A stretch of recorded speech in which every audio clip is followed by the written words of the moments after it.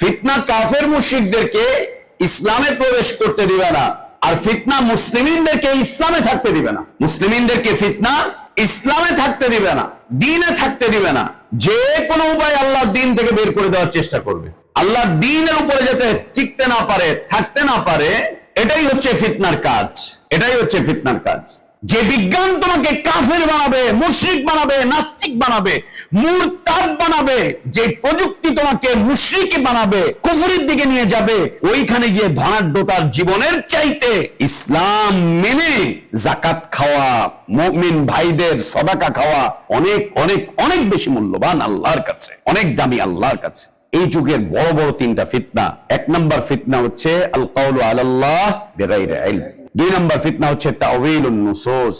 তিন নম্বর ফিতনা হচ্ছে তাকদীমুন নাকলি আলাল আকলি। نحمده ونستعينه ونستغفره ونعوذ بالله من شرور أنفسنا ومن سيئات أعمالنا من يهده الله فلا مضل له ومن يضلل فلا هادي له وأشهد أن لا إله إلا الله وحده لا شريك له وأشهد أن محمدا عبده ورسوله أرسله بالحق بشيرا ونذيرا وداعيا إلى الله بإذنه وسراجا منيرا أما بعد فإن خير الحديث كتاب الله وخير الهدي هدي محمد صلى الله عليه وسلم وشر الأمور محدثاتها وكل محدثة بدعة وكل بدعة ضلالة وكل ضلالة في النار. يا أيها الذين آمنوا اتقوا الله حق تقاته ولا تموتن إلا وأنتم مسلمون. يا أيها الناس اتقوا ربكم الذي خلقكم من نفس واحدة وخلق منها زوجها وبث منهما رجالا كثيرا ونساء واتقوا الله الذي تساءلون به والأرحام إن الله كان عليكم رقيبا. يا أيها الذين آمنوا اتقوا الله وقولوا قولا سديدا يصلح لكم أعمالكم ويغفر لكم ذنوبكم ومن يطع الله ورسوله فقد فاز فوزا عظيما. اللهم علمنا ما ينفعنا وانفعنا بما علمتنا وزدنا علما. اللهم إنا نعوذ بك من علم لا ينفع ومن قلب لا يخشع ومن نفس لا تشبع ومن دعوة لا يستجاب لها. اللهم آت نفوسنا تقواها وزكها أنت خير من زكاها أنت ولينا ومولاها.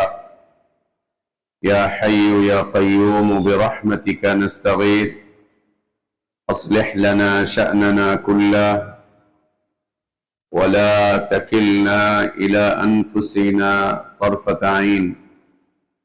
سبحانك لا علم لنا إلا ما علمتنا إنك أنت العليم الحكيم. সমস্ত প্রশংসা, যাবতীয় গুণগান একমাত্র, কেবলমাত্র, শুধুমাত্র আল্লাহ রব্বুল আলামিন, আহকামুল হাকিমিন, আরহামুর রাহিমিন, ইলাহুল আলামিনের জন্য, যিনি আমাদেরকে মুসলিম করে সৃষ্টি করেছেন, যিনি আমাদের জন্য উত্তম হালাল রিজকের ব্যবস্থা করেছেন, যিনি আমাদেরকে বিশুদ্ধ হিদায়াতের পথে আহ্বান জানিয়েছেন, যিনি আমাদেরকে মৃত্যু দিবেন, যিনি আমাদেরকে পুনরায় কিয়ামতের দিন তারই সামনে হিসাবের মুখোমুখি করবেন এবং বিশুদ্ধ ঈমান, বিশুদ্ধ আমলের ভিত্তিতে যিনি আমাদেরকে নাজাত আর জাযা দান করবেন, সে আল্লাহরই প্রশংসা, যিনি আমাদেরকে মাসিক তালিমি মজলিসে অংশগ্রহণ করার তৌফিক দান করেছেন। আলহামদুলিল্লাহ। সালাতু সালাম আমাদের প্রিয় নবী মুহাম্মদুর রাসূলুল্লাহ সাল্লাল্লাহু আলাইহি ওয়া আলিহি ওয়াসাল্লামের প্রতি। আল্লাহ সুবহানাহু ওয়া তাআলা যাকে কল্যাণের আধার করে বিশ্ব মানবতার জন্য মুক্তির দূত করে পাঠিয়েছিলেন, যার আদর্শের বাস্তবায়ন করা প্রত্যেক জাতি, ধর্ম, বর্ণ নির্বিশেষে সকল শ্রেণী পেশার মানুষের জন্য ফরজ করে দেওয়া হয়েছে, যার আদর্শের বাস্তবায়ন প্রকৃত হিদায়াত, কল্যাণ, নাজাত আর সফলতার একমাত্র পথ। আল্লাহুম্মা সাল্লি আলা মুহাম্মদ ওয়া আলা আলি মুহাম্মদ কামা সাল্লাইতা আলা ইব্রাহিম ওয়া আলা আলি ইব্রাহিম ইন্নাকা হামিদুম মাজিদ। আল্লাহুম্মা বারিক আলা মুহাম্মদ ওয়া আলা আলি মুহাম্মদ কামা বারাকতা আলা ইব্রাহিম ওয়া আলা আলি ইব্রাহিম ইন্নাকা হামিদুম মাজিদ। আলহামদুলিল্লাহ, আল্লাহ তাবারক ওয়া তাআলার বিশেষ দয়ায়, তার বিশেষ অনুগ্রহে, তার বিশেষ করুণায় আমরা আল্লাহর পক্ষ থেকে আসা সর্বশ্রেষ্ঠ, সর্বশেষ, তার পছন্দনীয় দিনটুকু জানতে, বুঝতে, মানতে চেষ্টা করছি। আল্লাহর কাছে আমাদের দোয়া, আল্লাহ আমাদের এদিনই জীবনটুকু কবুল করে নেন, আমাদের ভুলগুলো আল্লাহ সংশোধন করে দেন, গুনাহগুলো, অন্যায়গুলো, অপরাধগুলো আল্লাহ মাফ করে দেন।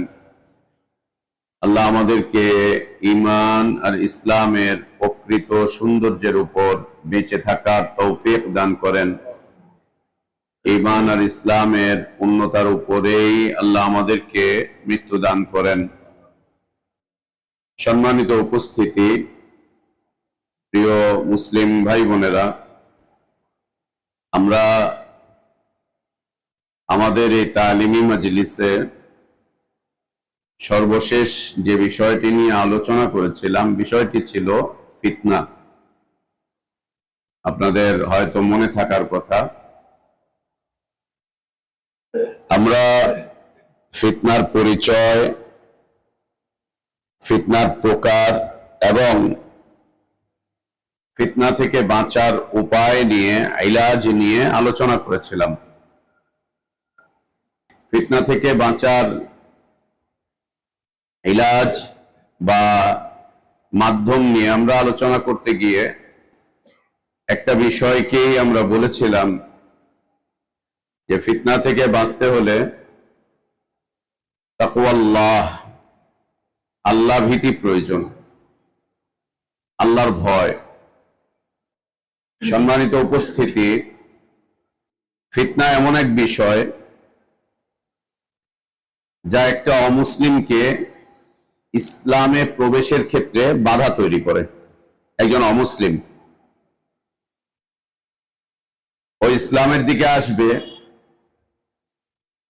ইসলাম কবুল করবে, নবীদের রেখে যাওয়া দাওয়াতকে মেনে নিবে, এটা যাতে ও করতে না পারে, একজন অমুসলিম যাতে ইসলাম কবুল করতে না পারে, আল্লাহর দ্বীন গ্রহণ করতে না পারে, এজন্য যে বাধার বিষয়টা তার সামনে আসবে সেটা হচ্ছে ফিতনা। একজন অমুসলিমের সবচাইতে বড় ফিতনা হচ্ছে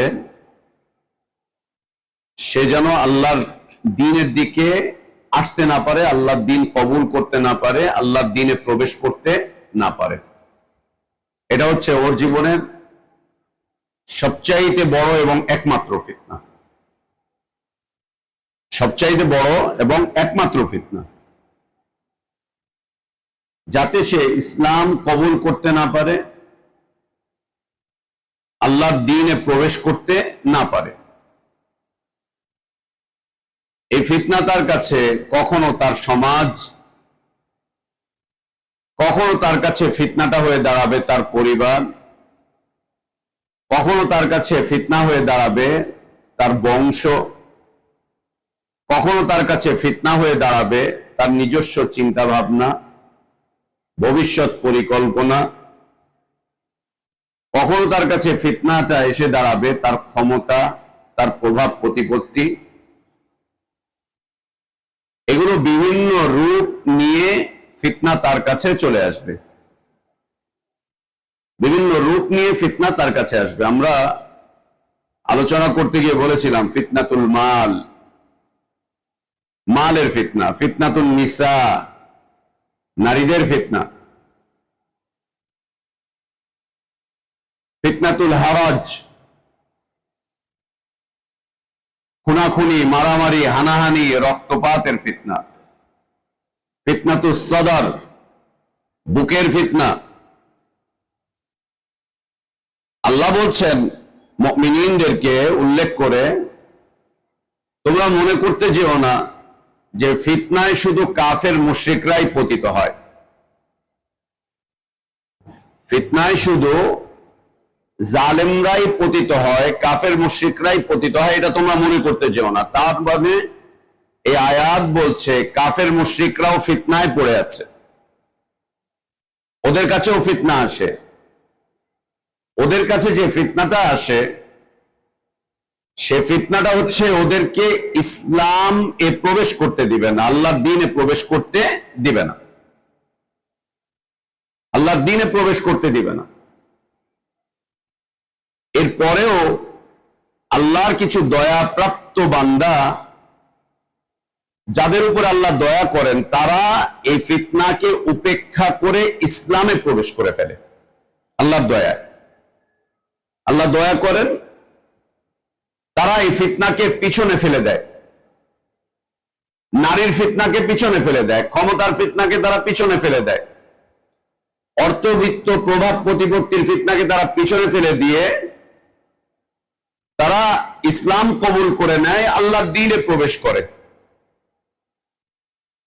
আল্লাহর দ্বীনে প্রবেশ করে। দ্বিতীয়ত হচ্ছে আমাদের জীবনে ফিতনা, মুমিনদের জীবনে, মুসলিমদের জীবনে, আমরা যারা ইসলাম পেয়েছি, দ্বীন পেয়েছি, যেভাবেই পাই, যেভাবেই পাই, যে দ্বীন আর ইসলাম আমরা পেয়েছি, ওই দিন আল্লাহ আমাদেরকে দয়া করে দিয়েছেন। দ্বীনের ব্যাপারে এটা একটা মৌলিক কথা আমাদেরকে সবসময় মনে রাখতে হবে। আমরা যে ইসলাম পেয়েছি সেটা আল্লাহ দয়া করে আমাদেরকে দান করেছেন, না হলে যে পরিবেশ, যে পরিস্থিতি, যে সমাজ, যে পরিবার, যে বংশে, দুনিয়ার যে হালাতে আমরা বসবাস করছি, আমরা দিন পাওয়ার কথা না। কেন? আমার ভাইটাই তো দিন পায়নি, একই বংশের, একই ঔরসে জন্ম,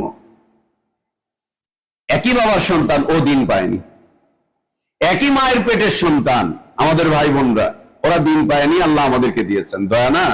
8-10টা ভাই বোন আমরা, কেউ দিন পেল না, আল্লাহ আপনাকে আমাকে বাছাই করে দিলেন। পরিবারে, বংশের মধ্যেও একই হালাত, বিশাল বংশ, নানার বংশ, দাদার বংশ, তার মধ্যে হতে একটা বংশে কত মানুষের বিচরণ, তার মধ্যে আল্লাহ দয়া করে আপনাকে দান করলেন। এরপরে আসেন সমাজে, যেই সমাজে বসবাস করছি আমরা, এই সমাজ কিভাবে অবক্ষয়ের দিকে প্রতিনিয়ত চলে যাচ্ছে, সেখান থেকে আল্লাহ তাবারক ওয়া তাআলা আমাদেরকে বাছাই করে দিন দান করলেন। এটা আল্লাহর দয়া না? এরপরে আসেন রাষ্ট্রের দিকে তাকান, আর বলার কোনো প্রয়োজনই নেই, আর বলার কোনো প্রয়োজনই নেই। সেখান থেকে আল্লাহ তাবারক ওয়া তাআলা দয়া করে আমাদেরকে দিন দান করেছেন। তাহলে দিনটা হচ্ছে আল্লাহর দয়া, আর যে ব্যক্তি দিন পায় সে হচ্ছে আল্লাহর দয়া প্রাপ্ত। যে দিন পায় সে আল্লাহর দয়া প্রাপ্ত। আল্লাহ যে দয়াটা আমাদের উপরে করেছেন, এই দয়াটুকু যেন আমাদের উপরে বলবৎ থাকে, আমরা যেন এই দয়ার উপরে টিকে থাকতে পারি, আল্লাহর এই দয়া যেন আল্লাহ আমাদের থেকে কখনো উঠিয়ে না নেন, সেজন্য আমাদেরকে সচেতন থাকা, যাতে করে আমরা ফিতনায় পড়ে না যাই। কেন? আল্লাহর এই দয়া প্রাপ্ত বান্দারা যে কোনো মুহূর্তে আল্লাহর দিন থেকে বিচ্যুত হয়ে যাবে, এবং দিন থেকে বিচ্যুত হয়ে যাওয়ার, দিন প্রাপ্ত হিদায়াত প্রাপ্ত মানুষগুলো আল্লাহর দিন থেকে বিচ্যুত হওয়ার বা বের হওয়ার যে মাধ্যম রয়েছে, সবচাইতে বড় মাধ্যম হচ্ছে ফিতনা। সবচাইতে বড় মাধ্যম হচ্ছে ফিতনা। ফিতনায় পড়েই মানুষ আল্লাহর দিনকে পরিত্যাগ করে। ফিতনায় পড়েই মানুষ আল্লাহর দিনকে পরিত্যাগ করে। ফিতনায় পড়েই মানুষ আল্লাহর দিন থেকে বের হয়ে যায়। ফিতনায় পড়েই মানুষ আল্লাহর দিনকে বিক্রি করে। দিন বিক্রি করে দেয় কিসে পড়ে? ফিতনায় পড়ে। ফিতনায় পড়েই মানুষ আল্লাহর দিনকে ছেড়ে দেয়, দিনকে পরিত্যাগ করে, দিন থেকে বের হয়ে যায়, আল্লাহর দিনকে বিক্রি করে দেয় ফিতনায় পড়ে। সেটা যেই হোক না কেন, ফিতনায় পড়ে গিয়েই মানুষ আল্লাহর দিনকে বিক্রি করে দেয়, আল্লাহর দিনকে বিক্রি করে দেয়। দেখেন বিষয়টা কেমন জটিল, যে একজন কাফের, একজন মুশরিক, একজন নাস্তিক, সে আল্লাহর দ্বীনে প্রবেশ করতে পারছে না, বাধা হচ্ছে ফিতনা। বিভিন্ন রূপ নিয়ে ফিতনাটা ওর কাছে চলে আসে, যার কারণে ও আল্লাহর দ্বীন কবুল করতে পারছে না। অন্যদিকে আল্লাহ দয়া করে দ্বীন দিয়েছেন, দ্বীন কবুল করে নিয়েছে, কবুল করে নেওয়ার পরে আল্লাহর এই দয়া প্রাপ্ত দ্বীনের উপরে ও আর টিকে থাকতে পারছে না। কেন? ফিতনা ওকে চতুর্দিক থেকে গ্রাস করে ফেলেছে। ফিতনা ওকে চতুর্দিক থেকে গ্রাস করে ফেলেছে, গ্রাস করে ফেলেছে। আমরা আমাদের এই দাওয়াতি জীবনে কত ভাইকে হারালাম, কত দিনী ভাইদেরকে আমরা হারিয়ে ফেললাম, কত দিনী ভাইদেরকে। যতজনকে হারিয়েছি প্রত্যেকেই ফিতনায় পড়ে দিন হারিয়ে ফেলেছে, ঈমান হারিয়ে ফেলেছে, ইসলাম হারিয়ে ফেলেছে, আল্লাহর এই দয়ার রাস্তাকে তারা হারিয়ে ফেলেছে ফিতনায় পড়ে। ফিতনায় পড়ে। উপস্থিতি আহলে ইলমগণ ফিতনাকে দুই ভাগে ভাগ করেছেন। একটা হচ্ছে কাদিম আর একটা হচ্ছে জাদিদ। একটা হচ্ছে কাদিম আর একটা হচ্ছে জাদিদ। একটা হচ্ছে অনেক পুরাতন ফিতনা, এটা কিয়ামত পর্যন্ত এটা এইভাবেই থাকবে, যেটা নিয়ে আমরা আলোচনা করেছি। দাজ্জালের ফিতনা কিয়ামত পর্যন্ত, মালের ফিতনা কিয়ামত পর্যন্ত, সন্তান সন্তানের নাদির ফিতনা কিয়ামত পর্যন্ত, স্বামীর ক্ষেত্রে স্ত্রী ফিতনা কিয়ামত পর্যন্ত, স্ত্রীর ক্ষেত্রে স্বামী ফিতনা। আমরা যারা ওয়াজ করি, হুজুররা আমরা যারা আছি, আমরা খালি ফিতনাতুন নিসা বলি, মহিলাদের ফিতনা, মানে আমরা পুরুষরা সবাই হচ্ছে ফেরেশতা, আমরা ফিতনায় পড়ে হচ্ছে আমাদের বউদের মাধ্যম দিয়ে। কিন্তু দুনিয়াতে এর অভাব নেই যে স্বামীর ফিতনায় পড়ে স্ত্রীরা দিন মানতে পারে না। স্বামীর ফিতনায় পড়ে স্ত্রীরা দিন মানতে পারে না, পুরুষদের ফিতনায় পড়ে নারীরা দিন মানতে পারে না। এর অভাব নেই, এর অভাব নেই। উভয় ফিতনা, উভয়ের জন্য উভয় ফিতনা, উভয়ের জন্য উভয় ফিতনা। তো এই ফিতনাগুলো কাদিম আল্লাহর নবীর সময় ছিল, তার আগেও ছিল, তারও আগে ছিল, তারও আগে ছিল। এটা কিয়ামত পর্যন্ত এইভাবে থাকবে, এর মধ্যে কোনো পরিবর্তন আসবে না, এর মধ্যে কোনো পরিবর্তন আসবে না। কাদিম ফিতনা যেটা, এর মধ্যে কোনো পরিবর্তন আসবে না, এটা এইভাবেই থাকবে কিয়ামত পর্যন্ত। ধনীর কাছেও থাকবে, দরিদ্রর কাছেও থাকবে, নারীর কাছেও থাকবে, পুরুষের কাছেও থাকবে, এভাবেই থাকবে। দ্বিতীয় একটি ফিতনা রয়েছে যা প্রতি শতাব্দীতে বা যুগের পর যুগে পরিবর্তন হতে থাকে। নতুন ফিতনা, ফিতনা নতুন নতুন রূপ নিয়ে আসবে, নতুন নতুন রূপ নিয়ে আসবে। নতুন নতুন রূপ নিয়ে যে ফিতনাগুলো আসবে, এটা আসবে মুসলিমদের কাছে, এটা আসবে মুসলিমিনদের কাছে, মুসলিমিনদের কাছে।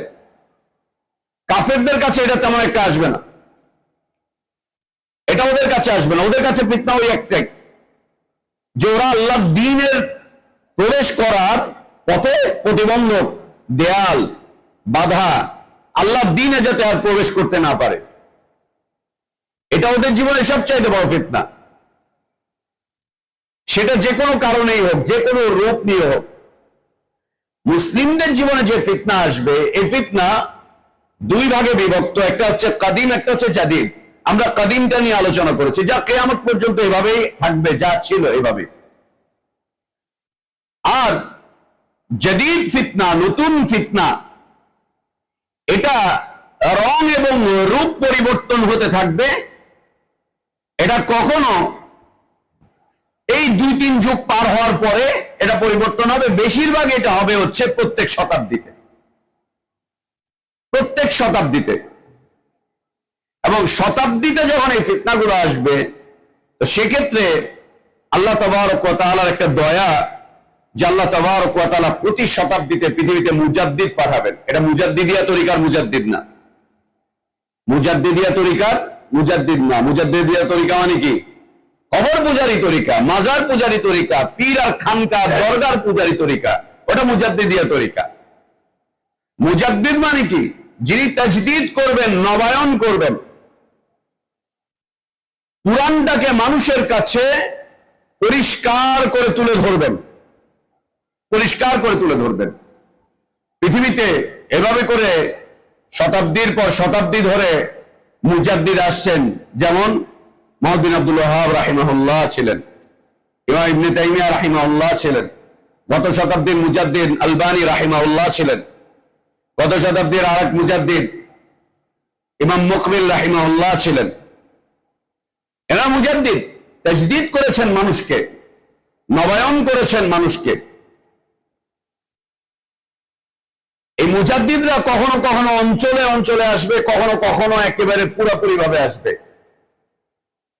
এরা যখন আসবে, অধিকাংশ মানুষ এদেরকে তেমন একটা চিনতে পারবে না। শুধুমাত্র হকপন্থী উলামাগণ তাদেরকে চিনবেন, হকপন্থী উলামাগণ তাদেরকে চিনবেন। একেবারে বিশুদ্ধ দ্বীনের উপরে যারা জ্ঞান আছে, বিশুদ্ধ জ্ঞান, তারা চিনতে পারবেন যে না, ইনি একজন মুজাদ্দিদ, তাজদীদ করছেন, মানুষের ঈমানকে নবায়ন করছেন, কুরআনটাকেই আবার বিশুদ্ধ করে মানুষের সামনে তুলে ধরছেন। নতুন করে ঈমানের পথ আনবেন না, নতুন করে ঈমানের বিষয়বস্তু আনবেন না, নতুন করে দিন ধর্মের প্রচারক হবেন না। কুরআনটাকেই মানুষের সামনে যখন তুলে ধরবে, মানুষ বলবে কি নতুন নতুন ধর্মের কথা।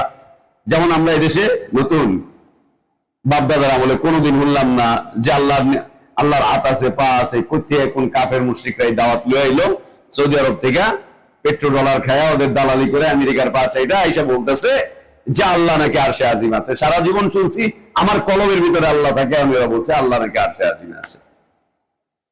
সারা জীবন জানলাম নবী নূরের তৈরি, আইসা বলতেছে না, নবী নূরের তৈরি না। সারা জীবন জানলাম যে নবী হচ্ছে এমন একজন মানুষ যিনি আল্লাহর জাত এবং সিফাত রাখেন, এরা আইসা বলতেছে না, আল্লাহর জাত এবং সিফাত হচ্ছে আল্লাহর জন্য খাস, এটা পৃথিবীর কোন মানুষের জন্য না। এদের কাছে এটা নতুন, এদের কাছে এটা নতুন। ইমানের এই বিষয়বস্তুগুলো এদের কাছে একদম নতুন, অথচ ইমানের এই বিষয়টাই পুরাতন। এই পুরাণটাকে এদের কাছে নতুন আকারে তুলে ধরা লাগছে। এ হচ্ছে মুজাদ্দিদের কাজ, এটা হচ্ছে তাজদীদ। তো ফিতনা নতুন নতুন রূপ নিবে।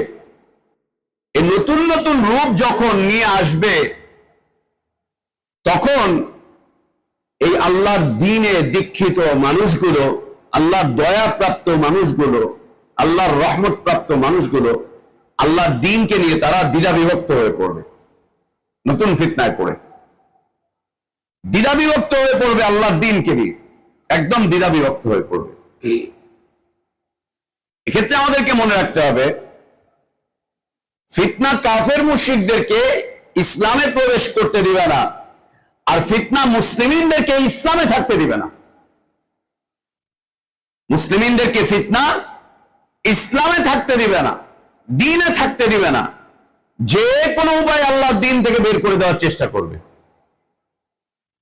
আল্লাহর দ্বীনের উপরে যাতে টিকতে না পারে, থাকতে না পারে, এটাই হচ্ছে ফিতনার কাজ।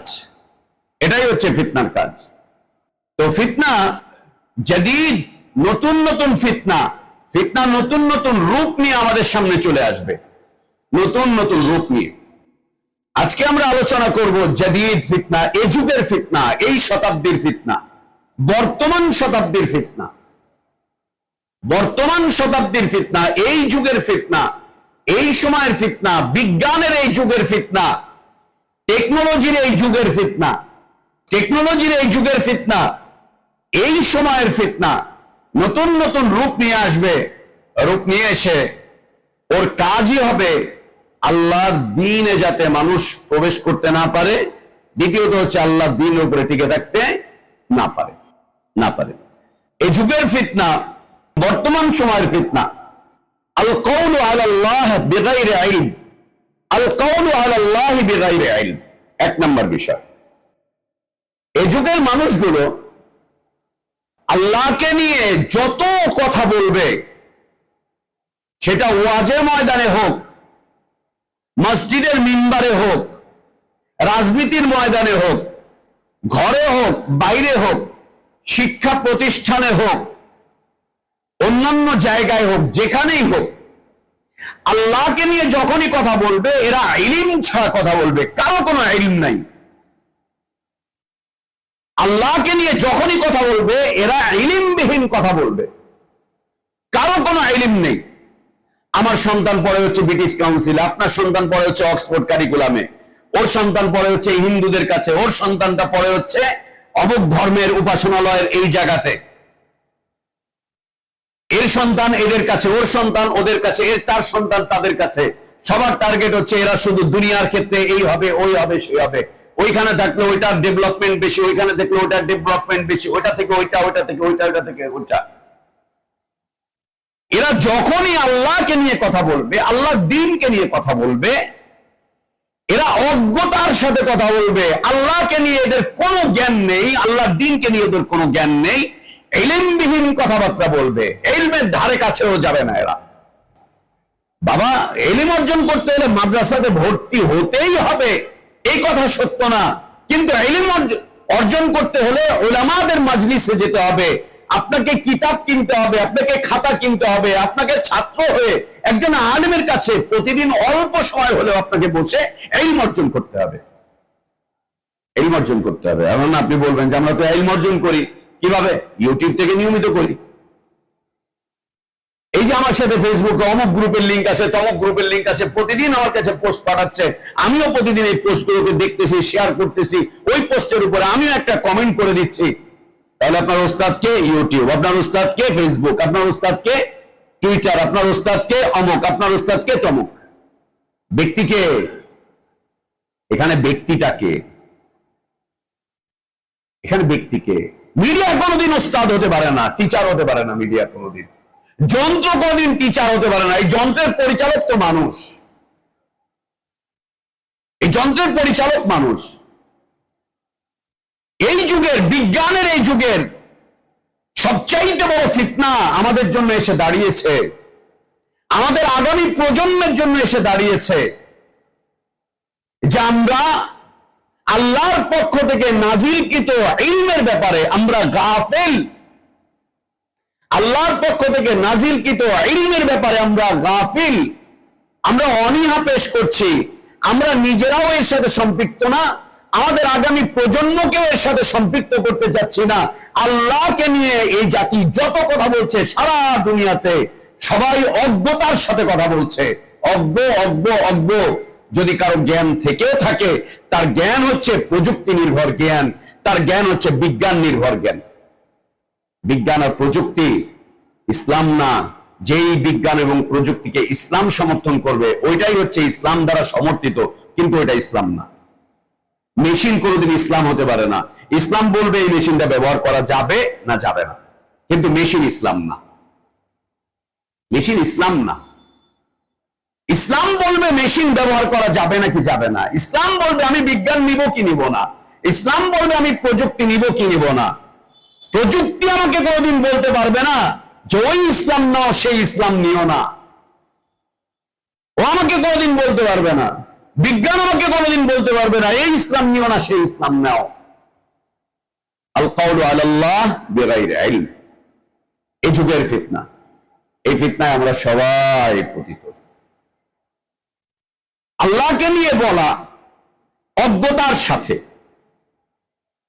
কোন জ্ঞান নেই।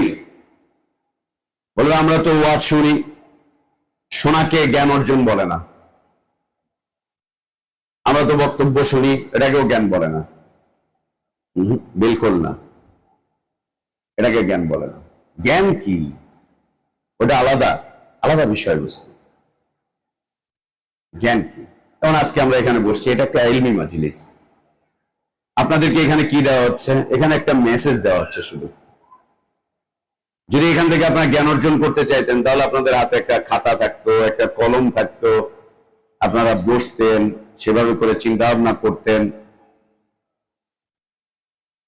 ইলম অর্জনটা কি? যদি আল্লাহ তৌফিক দেয় তাহলে মসজিদে নববীতে চলে যাবেন, মসজিদুল হারামে চলে যাবেন, দেখবেন উলামাগণ জ্ঞান বিতরণ করছে। সেখানে বুড়ো, যুবক, প্যারালাইজ, অন্ধ ছাত্র বসা, বুড়ো বুড়ো ছাত্র।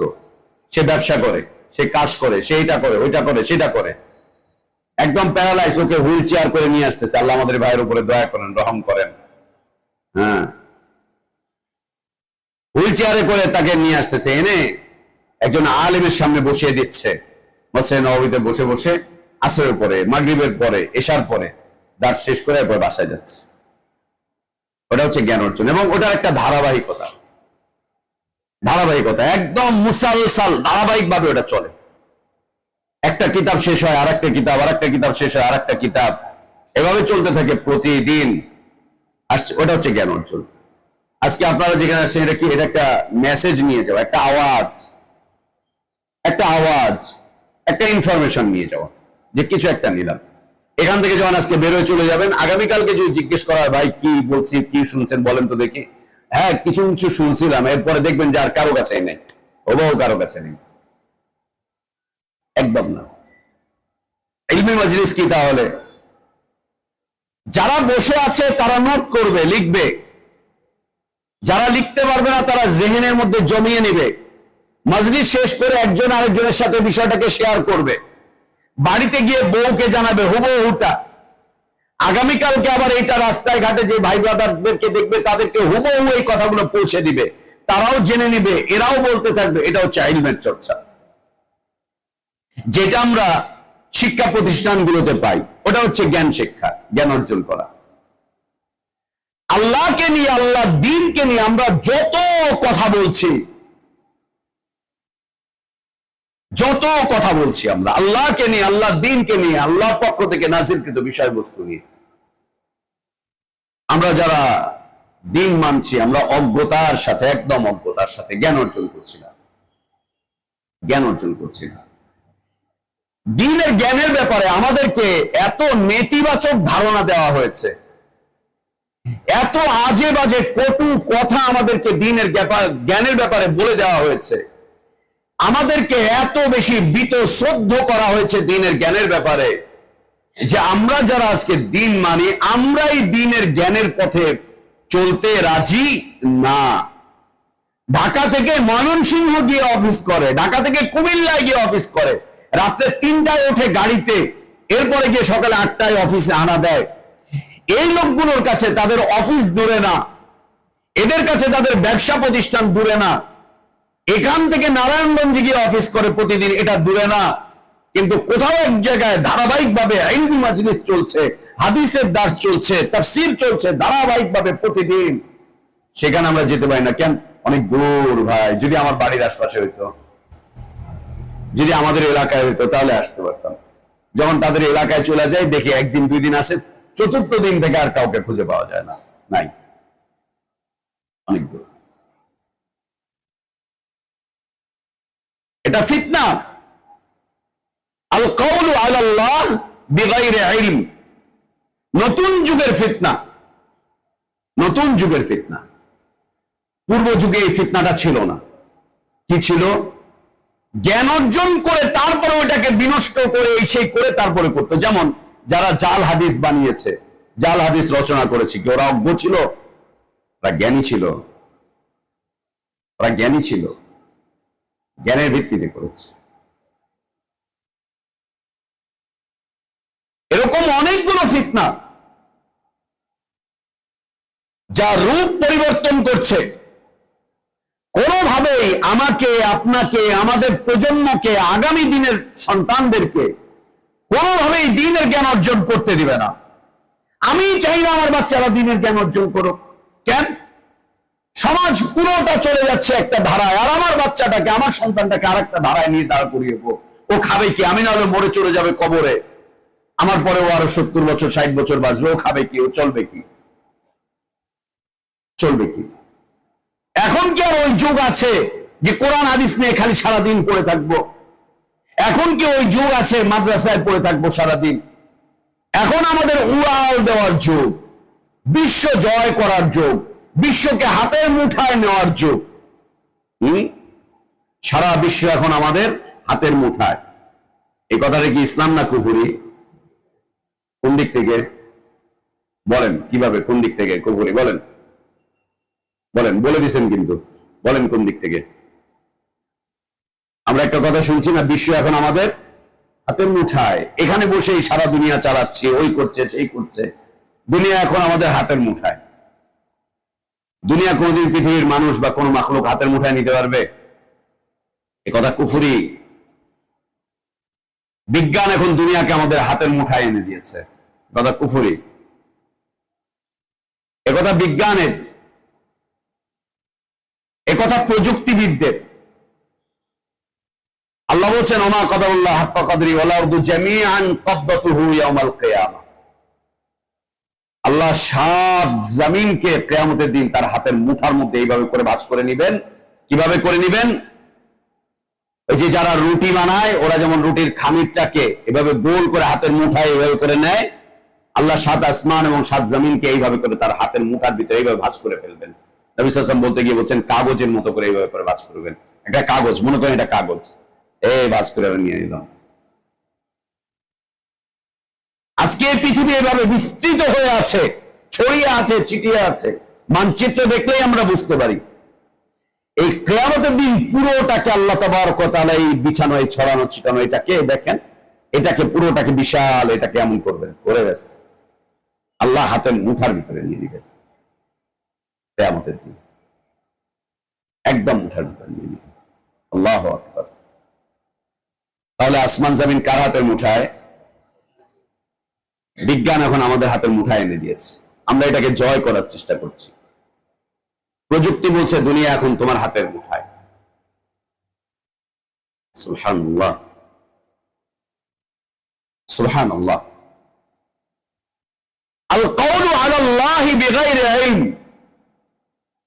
আল্লাহকে নিয়ে, আল্লাহর দ্বীনকে নিয়ে, ইসলামকে নিয়ে যত কথা মানুষ বলবে, কেউ দ্বীনের জ্ঞান অর্জন করবে না। হাজারে একটা ফ্যামিলি, মনে করেন এই পুরো এলাকা খুঁজে 1000 ফ্যামিলি থেকে একটা বাচ্চা বের করে আনতে পারবেন কিনা যে বাচ্চাটাকে তার মা বাবা স্বপ্ন দেখে বিশুদ্ধ ইসলামের আলিম হবে, বিশুদ্ধ ইসলামের দায়ী হবে, বিশুদ্ধ ইসলামের মুবাল্লিগ হবে? একটা বাচ্চা বের করে আনতে পারবেন কিনা? 1000 মুসলিম পরিবার খুঁজেন, 1000 মুসলিম পরিবার খুঁজেন, খুঁজলে পাবেন কিনা দেখেন। তাহলে কি হচ্ছে? ইলমবিহীন জীবন, ইলমবিহীন জীবন। এটা অতীতে এভাবে ছিল না, এটা অতীতে এভাবে ছিল না, এভাবে ছিল না অতীতে। এই বিষয়ে আক্রান্ত কি শুধু আমাদের দেশ? বিলকুল না। এ বিষয়ে আক্রান্ত আরব বিশ্ব পর্যন্ত এই ফিতনার মধ্যে পড়ে গিয়েছে। এবং আরব বিশ্বের মধ্যে যদি আমরা বলি, সৌদি আরব এই ফিতনার মধ্যে পড়ে গিয়েছে। বিজ্ঞানের ক্ষেত্রে, প্রযুক্তির ক্ষেত্রে অগ্রগতি হতে হতে এখন ওদেরও ওলামাদের সংখ্যা কমে যাচ্ছে, ওদেরও জেনারেশন সামনের দিকে যে বড় হবে এটাও ওদের থেকে কমে যাচ্ছে, অনেক কমে যাচ্ছে, অনেক কল্পনার বাইরে, অনেক কল্পনার বাইরে, কল্পনার বাইরে। আমি সৌদি আরবে যে মসজিদে ছিলাম, মসজিদের যিনি মুতাল্লি ছিলেন, আমি ওই মসজিদে ইমামতি শুরু করার 1.5 বছরের মাথায় উনি মারা গেলেন। লোকটা ছিলেন মোটামুটি জ্ঞানী, মোটামুটি জ্ঞানী, বয়স হয়ে গিয়েছিল এই জন্য উনি আর ইমামতি করতে পারতেন না, মোটামুটি জ্ঞানী। তো তার 6 ছেলে 2 মেয়ে, এরা সবাই দাড়ি শেভ করা, সবাই। আমাদের দেশের হানাফিরা যেমন সালাতের তেমন করে গুরুত্ব নেই, ওরা ওই রকম। এই কথা বলতে বলতে বলতে বলতে সালাত আদায় করতো, কিন্তু ওই রকম কিছু না। গত বছর যখন উমরায় গেলাম, ওদের কাছে গেলাম, গিয়ে জিজ্ঞেস করলাম, 6 ভাইয়ের মধ্যে 5 জনের সাথে দেখা হলো, 5 জনের সাথেই দেখা হলো 6 ভাইয়ের মধ্যে। একদিন বাসায় অনুষ্ঠান আয়োজন করলো, ওরা ভাই ভাতিজা সবাইকে পরিচয় করানোর জন্য। তা আমারে বলছে যে আগামীকালকে মতিউর রহমান তুমি আসবা, আসলে পরে আমরা আমাদের পোলাপান টোলাপান সবগুলো রাখবো, পরিচয় করা দিব। ঠিক আছে। ওদের নিজেদের ছেলে পেলে, তার ছেলে পেলে, এরা ওরা সেরা সব এসছে। পুরো বাড়িতে একটা মানুষ পেলাম না, একটা যুবক পেলাম না দাঁড়িয়েওয়ালা, একটা যুবক পেলাম না দাঁড়িয়েওয়ালা, একটা মানুষ পেলাম না দাঁড়িয়েওয়ালা। ওদের সবচাইতে বড় ভাই যেটা, ওইটাকে আমি যখন ওইখানে ছিলাম 2008 সাল পর্যন্ত, তখন দেখছি ফ্রেঞ্চ কাট, আর এখন একদম বুড়ো হয়ে গেছে, এখন ওই ফ্রেঞ্চ কাট একটু বানিয়ে রয়েছে, কিছুই নেই। জিজ্ঞেস করলাম কে কি করে, হচ্ছে এটা পুলিশের অমুক অফিসার, ওইটা আর্মির অমুক অফিসার, ওইটা এই, ওইটা এই, ওইটা এই, সব বলছে। তারা বলছেন তোমাদের মধ্যে কোনো ইমাম নাই, কেউ হাফিজে কোরআন নাই, এই নাই সেই নাই। হয় নাই, করতে পারি নাই আমরা, হইল না এটা আমাদের। তোমাদের এত বড় একটা মসজিদ তোমার বাবা করে দিয়ে গেল, এই মসজিদে ইমামতি তোমরা করবা, তোমরা খুতবা দিবা, তোমরা দেখবা, তোমাদের বংশের লোকজন করবে, এটা তো বেশি জরুরি ছিল। না না হয় না, তখন বলছে ফিতনা ইয়া মুতিয়ে ফিতনা, ফিতনা বলেই ফেললো, ফিতনা ইয়া মুতিয়ে ফিতনা, ফিতনা ফিতনা। ওলামাদের চেষ্টা অব্যাহত আছে, কিন্তু এই চেষ্টা, মনে করেন আজকে যে আপনারা এখানে আসছেন, যদি কেউ না থাকতেন তাহলে কি হতো? আমি আর আমার সাথে 1-2 জন আসছে, দাস করে চলে যেতাম। কি বলতাম? যাহা লোকজনগুলো, কেউ আসলো না, কেউ আসলো না। বাস্তবতা এটা, বাস্তবতা এটা। কেন ইলম থেকে দূরে, আল্লাহর দ্বীনের জ্ঞান থেকে কেন দূরে? ফিতনায় পড়ে আছে। মালের ফিতনা, না হলে সন্তানের ফিতনা, না হলে রাজনৈতিক ফিতনা, না হলে এইটা সেটার ফিতনা। কোন একটা ফিতনা আমাদেরকে নতুন এই ফিতনার মধ্যে জড়িয়ে দিয়েছে, যে আমরা আল্লাহ সম্পর্কে জ্ঞান অর্জন করতে রাজি না। আমরা শুধু মেসেজ নিব, একটা সংবাদ নিয়ে নিব, সংবাদ নিতে আমরা রাজি, শুধু একটা সংবাদ নিব। এটা প্রযুক্তির মাধ্যমে নিয়ে নেই, অথবা বিজ্ঞানের মাধ্যমে নিয়ে নেই, সংবাদ একটা নিয়ে নিব, কিন্তু আমরা কেউ জ্ঞান অর্জন করতে রাজি না। আবার জ্ঞান অর্জন করতে যে রাজি না, এই বয়সে কি লেখাপড়া করা যায়?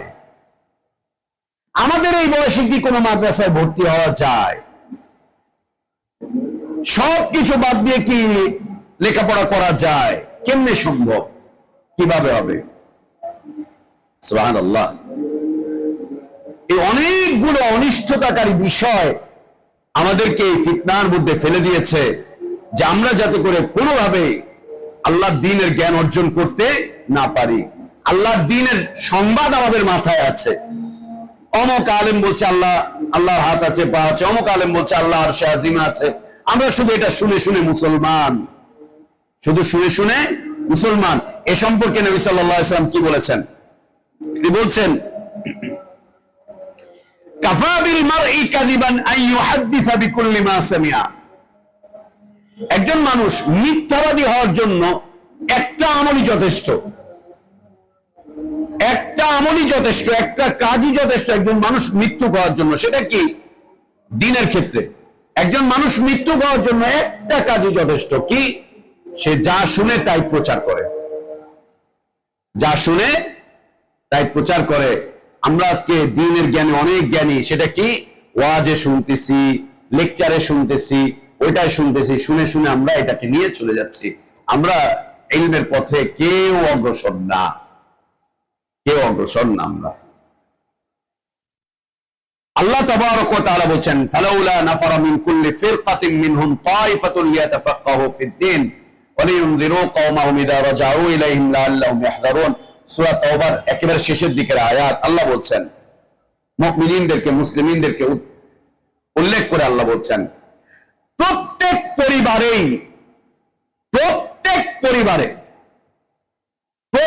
পরিবারে আমরা কি মনে করি, আমি বিয়ে করছি, আমার একটা দুইটা বাচ্চা আছে, একটা পরিবার। না না, আমি পরিবারভুক্ত আমার বাপের আমরা 8 ভাই বোন, আমাদের মধ্যে হতে এই যে আরো কিছু, প্রত্যেক পরিবারে মিন কুল্লি ফিরকা, প্রত্যেক পরিবারে কিছু লোক থাকতেই হবে, প্রত্যেক বংশে, প্রত্যেক পরিবারে কিছু বংশে কিছু লোক এমন থাকতেই হবে যারা দ্বীনের জ্ঞান অর্জন করবে, লিয়াতাফাক্কাহু ফিদ্দীন, দ্বীনের জ্ঞান অর্জন করার জন্য যারা জমিনে ছড়িয়ে পড়বে।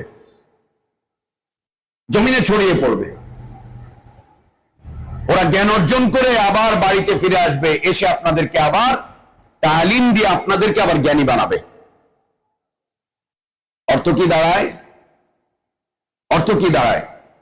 আমার দাদার 6 ছেলে মেয়ে, এই 6 জনের আবার আরো 6টা করে ধরেন, 6 6 36টা, ওই 36টা থেকে আবার কতগুলো, এই প্রতিটা পরিবারে একটা অংশ থাকতেই হবে। আপনার 2 ছেলে, আপনার ভাইয়ের 2 ছেলে, ওর 2 ছেলে, ওর 2 ছেলে, এরকম একটা গ্রুপ থাকতে হবে যারা দ্বীনের জ্ঞান অর্জন করার জন্য জমিনে ছড়িয়ে পড়বে। এরা দ্বীনের জ্ঞান অর্জন করার জন্য চলে যাবে মদিনাতে, চলে যাবে সিরিয়াতে, চলে যাবে আরো কোথাও, দ্বীনের জ্ঞান অর্জন করবে। এরা জ্ঞান অর্জন করে কি করবে? সম্প্রদায়ের কাছে, পরিবারের কাছে, বংশের কাছে এরা ফিরে এসে বংশের লোকগুলোকে আল্লাহ দ্বীন সম্পর্কে এরা জ্ঞানী করে তুলবে। আল্লাহ দ্বীন সম্পর্কে পরিবারে এসে জ্ঞান বিতরণ করা শুরু করবে। মাকে বসাবে, বাপকে বসাবে, ভাইকে বসাবে, দাদাকে বসাবে, সবাইকে বসিয়ে বলবে নাও দ্বীনের জ্ঞান অর্জন করো। বংশের ছেলে এসে শেখাবে, পরিবারের সন্তান এসে শেখাবে, শিখিয়ে পুরো পরিবারটাকে, পুরো বংশটাকে আল্লাহ দ্বীনের জ্ঞানে জ্ঞানী করে তুলবে। আল্লাহ এটাকে ফরজ করে দিয়েছেন। এখন দেখান, আপনার দাদার আপনারা 8 জন, আপনার বাপ চাচারা 8 জন, আপনারা হচ্ছে 8 জনের থেকে আরো 24 জন বা 32 জন, আপনাদের 32 জন থেকে আরো 100 জন। দেখান এখানে কয়জন আছে যারা এসে বংশে দ্বীনের বাতি জ্বালাচ্ছে, দ্বীনের জ্ঞান মানুষকে ছড়াচ্ছে, আপনাকে বুঝাচ্ছে যে বাবা তুমি যেটা বলছো এটা এরকম না, কোরআনের বিপরীতে বলে, আসো বসো। প্রতিদিন সকালে 1 ঘন্টা করে দার্স করছে, এরপর আপনি চলে যাচ্ছেন অফিসে, আবার বাড়িতে ফিরে আসছেন, ও আধা ঘন্টা করে আবার দার্স করতেছে, আপনি নিয়মিত খাতা কলম নিয়ে ওর কাছে বসতেছেন। নাই, আল্লাহর এই ফরজকে আমরা পরিত্যাগ করেছি। যুগের এই ঘূর্ণি বার্তায় আমরা আল্লাহর এই বিধানকে পরিবর্তন করে ফেলেছি, একদম পরিবর্তন করে ফেলেছি। নেই, একে একদম পরিবর্তন করে ফেলেছি। আল্লাহ যেন এটা ফিরিয়ে আনার তৌফিক আমাদেরকে দান করেন। আল্লাহ যেন ফিরিয়ে আনার তৌফিক দান করেন। এই অপরাধ নিয়ে আমরা কবরে চলে যাব, এই অপরাধ নিয়েই কবরে চলে যাব, এই অপরাধে অপরাধী হয়ে আমরা কবরে চলে যাব কবরে। কি করার আছে, চলে যাব। আল্লাহ নবী সাল্লাল্লাহু আলাইহি ওয়াসাল্লামের কাছে তায়েফ থেকে আব্দে কায়েস গোত্রের কিছু লোক আসলেন নবী সাল্লাল্লাহু আলাইহি ওয়াসাল্লামের সাথে দেখা করতে। বুখারী মুসলিমের হাদিস। আসলেন তারা। আল্লাহ নবী সাল্লাল্লাহু আলাইহি ওয়াসাল্লাম বলছেন মারহাবান বিকুম, আহলান বিকুম, মারহাবা। নবী সাল্লাল্লাহু আলাইহি ওয়াসাল্লাম তাদেরকে দেখে বলছেন তোমাদের জন্য স্বাগতম, তোমাদের এই আগমনটা মুবারক হোক। তবে তোমরা আসতে দেরি করলেও অসম্মানিত হওয়ার আগেই তোমরা চলে এসেছো। তার মানে আল্লাহ নবী সাল্লাল্লাহু আলাইহি ওয়াসাল্লাম অপেক্ষা করছিলেন এই গোত্র থেকে কেউ আসে কিনা ইসলাম কবুল করতে, দ্বীনের বিষয়বস্তু জানতে, কেউ আসে কিনা। এরপরে যদি তারা দেরি করতেন তো নবী সাল্লাল্লাহু আলাইহি ওয়াসাল্লাম আক্রমণ করার মনস্থির করে নিয়েছিলেন। তায়েফের এই সেই তায়েফ যেই তায়েফবাসী নবী সাল্লাল্লাহু আলাইহি ওয়াসাল্লামকে আঘাত করেছিল। আব্দে কায়েস গোত্র যখন আসলো নবী সাল্লাল্লাহু আলাইহি ওয়াসাল্লাম বললেন মারহাবান বিকুম গায়রা খাজায়া ওয়ালা নাদামা তোমাদেরকে গিয়ে আক্রমণ করে তোমাদেরকে ধরে আনার আগেই অথবা লজ্জিত হওয়ার আগেই তোমরা চলে এসেছো, এই জন্য তোমাদেরকে আমি স্বাগতম জানাচ্ছি। তার মানে নবী সাল্লাল্লাহু আলাইহি ওয়াসাল্লাম পরিকল্পনা করতেছিলেন ওগুলোকে ধরে আনবেন। আর ধরে আনা মানেই হচ্ছে লজ্জিত হওয়া, অপমানিত হওয়া। তারা বললেন, ইয়া রাসূলুল্লাহ, কি করব? আমরা যে আপনার কাছে আসব, আপনার আর আমাদের এই দুইয়ের মাঝখানে প্রতিমধ্যে একটা ডাকাত গোষ্ঠী আছে, ডাকাত গোষ্ঠী, সন্ত্রাসী একটা গোষ্ঠী। ওদের কাজই হচ্ছে খুনাখুনি করা, মারামারি করা, ডাকাতি করা, ছিনতাই করা, রাহজানি করা। ওদের কারণে আমরা আসতে পারতেছিলাম না, আমরা অপেক্ষা করতেছিলাম কখন আশহুরুল হুরুম আসবে, বছরের 4টা মাস, হারাম মাস কখন আসবে, তখন আমরা আপনার কাছে আসব। কেন? এই 4 মাস ছাড়া ওরা বাকি 8 মাস এরকম রাহজানি করতে থাকে, এটার জন্য অপেক্ষা করতেছিলাম।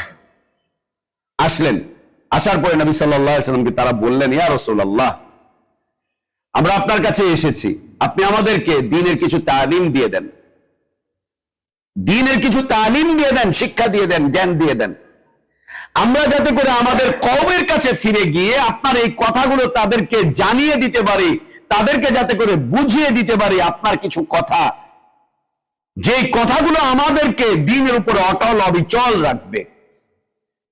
আল্লাহ নবী সাল্লাল্লাহু আলাইহি ওয়াসাল্লাম তখন তাদেরকে দ্বীনের কিছু মৌলিক বিষয়বস্তু শিক্ষা দিলেন, দিয়ে বললেন, তোমরা তোমাদের কওমকে গিয়ে এই বিষয়বস্তুগুলো এইভাবে করেই জানিয়ে দিবে। আজকে বলেন তো, ভুইয়া গোষ্ঠীর কয়জন লোক দ্বীনের জন্য কোথায় গিয়ে সফর করেছে? খান বংশের কয়জন গেছে? হ্যাঁ, মোল্লা গোষ্ঠীর কয়জন লোক গেছে? সবাই কই ছুটছে? আওয়ামী লীগে, না হলে বিএনপিতে, না হলে জাতীয় পার্টিতে, অথবা জামাতে, হয় রাজনীতিতে, না হলে ভোট কেন্দ্রে, অথবা এইখানে অথবা সেইখানে। আল্লাহু আকবার। এক ফিতনা, আল কাউলু আলাল্লাহ বিগাইরি ইলম, ইলমের ব্যাপারে অনীহা, ইলমের ব্যাপারে অবজ্ঞা, ইলম অর্জনের ব্যাপারে কোন ধরনের কোন পরিকল্পনা না থাকা, ইলমের ব্যাপারে তিক্ততা, ইলমের বিষয়ে নানান ধরনের প্রতিবন্ধকতা, ইলমের বিষয় নানান ধরনের প্রতিবন্ধকতা, অবজ্ঞা, নানান ধরনের কুরুচিপূর্ণ বক্তব্য, নানান ধরনের আজে বাজে বিষয়বস্তু, ইলমের বিষয়ে নানান ধরনের আজে বাজে বিষয়বস্তু। এতে করে কি হচ্ছে?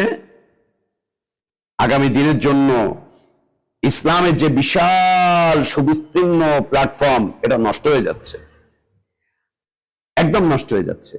আগামী জেনারেশন ক্ষমতার জন্য প্রস্তুতি নিচ্ছে, রাষ্ট্র চালাবার প্রস্তুতি নিচ্ছে, আগামী জেনারেশন আকাশে উড়বে বলে প্রস্তুতি নিচ্ছে, আগামী জেনারেশন সাগরের তলদেশে সংসদ ভবন গঠন করবে বলে প্রস্তুতি নিচ্ছে।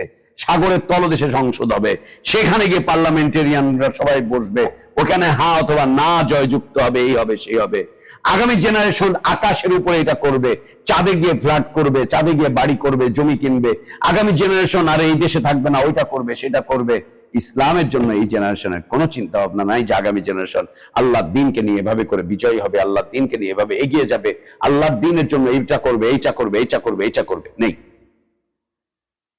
নেই। এই শতাব্দীর ফিতনা, এই শতাব্দীর ফিতনা। আল কাউলু আলাল্লাহ বিগাইরি ইলম। আমি আমার এখানে নোটে প্রায় 14টা নিয়ে এসেছি এই শতাব্দীর নতুন ফিতনা। এই 14টার একটাতেই এতক্ষণ গেল। এক কঠিন ফিতনা। বলে আমি তো জ্ঞান অর্জন করি, কিছু হলে আমি গুগলকে জিজ্ঞেস করি, গুগল মুফতি সাহেব আমাকে জানিয়ে দেয়। এখন তো আরো সহজ, কোরআন হাদিসের অনুবাদ এআই করে দিচ্ছে। কিছু থেকে কিছু হলে কোনো উস্তাদের দরকার নাই, এআই আমাদেরকে দিয়ে দিচ্ছে, ও আমাদেরকে দিয়ে দিচ্ছে, সে আমাদেরকে দিয়ে দিচ্ছে। সুবহানাল্লাহ। আমি আপনাদের কাছে নাম নিব না। গতবার যখন উমরায় গেলাম, উমরায় গিয়ে এক ভাইয়ের সাথে আমার লম্বা সময় কাটলো, পুরাটা উমরার সময় লম্বা সময় কাটলো। ওর বাসাতেও আমি থাকলাম, ওর সাথে অনেক সফর, অনেক কিছুই। ও গত 3 বছর আগে বাংলাদেশে একটা আমাদের সহিহ আকীদার বড় একটা মাদ্রাসার শিক্ষক হিসাবে ছিল আমাদের এই ভাইটা। তো ও বাংলাদেশের একজন প্রখ্যাত খতিব, বাংলাদেশের প্রখ্যাত একজন খতিব, লেকচারার, আলেম হিসাবে খ্যাত, উদীয়মান যুবক, যে অনেক কিছু যার উপাধি, এর কথা বলল যে একে নিয়ে সারা দেশ একেবারে উদ্বেল অবস্থায়, সারা দেশ একে নিয়ে উদ্বেল অবস্থায়, অনেক সুন্দর সুন্দর কথা বলে, অনেক চমৎকার চমৎকার কথাবার্তা বলে।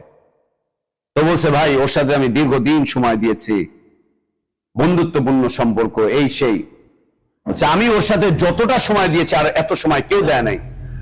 বলছে যে আমি ওকে যতক্ষণ কাছে পেয়েছি, যে অবস্থায় পেয়েছি, আমি ওর হাতে কোনোদিন হাদিসের কিতাব দেখি নাই, ওর হাতে কোনোদিন কোরআনের কপি দেখি নাই, ওর হাতে সব সময় আমি মোবাইল দেখেছি আর মোবাইলের AI দেখেছি। ও কোথাও যখন লেকচার দিতে যায় তখন AI এর সহযোগিতা নেয়, AI কে ও বলে যে আমার এটা কি, এটা বলো তো, এটা বলো।